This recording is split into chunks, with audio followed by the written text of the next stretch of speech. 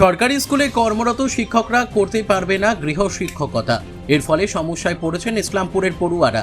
বুধবার মহকুমা শাসকের কাছে স্মারকলিপি করেন ইসলামপুর গার্ডিয়ান ফোরামের অভিভাবকরা। শিক্ষা দপ্তরের নির্দেশিকার পর থেকে সরকারি শিক্ষকরা গৃহ শিক্ষকতা করতে চাইছেন না।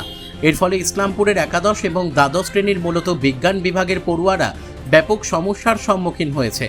অভিভাবকদের দাবি, বিজ্ঞান বিভাগের জন্য ইসলামপুরে ভালো গৃহ শিক্ষক পাওয়া কঠিন হয়ে দাঁড়িয়েছে। অন্তত 6 মাসের জন্য ইসলামপুরের সরকারি শিক্ষকদের গৃহ শিক্ষকতার অনুমতি দেওয়ার দাবিতে প্রশাসনের দ্বারস্থ হয়েছেন অভিভাবকরা। কি কারণে আজকে আপনারা এই এসডি অফিসে আসলেন? আমরা হঠাৎ করে আমাদের রাজ্য সরকার থেকে শুনতে পেলাম শিক্ষা দপ্তর থেকে যে টিচাররা প্রাইভেট টিউশনি করাতে পারবে না। তো তাতে আমাদের কোনো অসুবিধা নেই, রাজ্য সরকার যে বলবে যেটা সেটাই চলবে।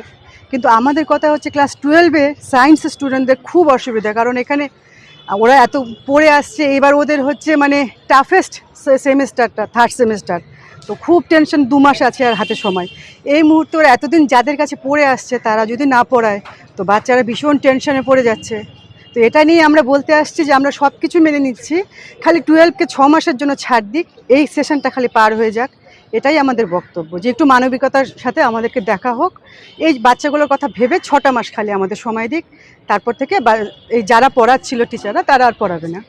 বলছি যে এই মুহূর্তে কি মানে নির্দেশিকার পরে কি যে শিক্ষকরা রয়েছেন তারা কি পড়াতে না, তারা একদম হাত গুটিয়ে নিয়েছে, তারা পড়াতে চাচ্ছে না। এবার তাদের তো কোনো সমস্যা নেই, সমস্যা হচ্ছে স্টুডেন্টদের। তারা এদের কাছে দীর্ঘ 4 বছর কেউ 5 বছর পড়ে আসছে, এবার তারা অন্য টিচারদের কাছে যেতে চাচ্ছে না। তো তাদের পড়াও বন্ধ হয়ে গেছে, তারা ভীষণ টেনশনে আছে, মানসিক দিক দিয়ে ভেঙে পড়ছে। এখন ওরা পড়তেও চাচ্ছে না। সেপ্টেম্বরে ওদের থার্ড সেমিস্টার, এই সেমিস্টারটাই টাফেস্ট, কারণ এটা সবটাই এমসিকিউ। একটা করে কোশ্চেন ভুল হলে একটা করে নাম্বার ওদের চলে যাবে। কি নাম আপনার? আমার নাম মধুমিতা গাঙ্গুলি দাস। আমার বাচ্চা গার্লস স্কুলে পড়ে, ক্লাস 12 সায়েন্স। ইসলামপুর থেকে দেবব্রত চক্রবর্তীর রিপোর্ট, কুলিক নিউজ।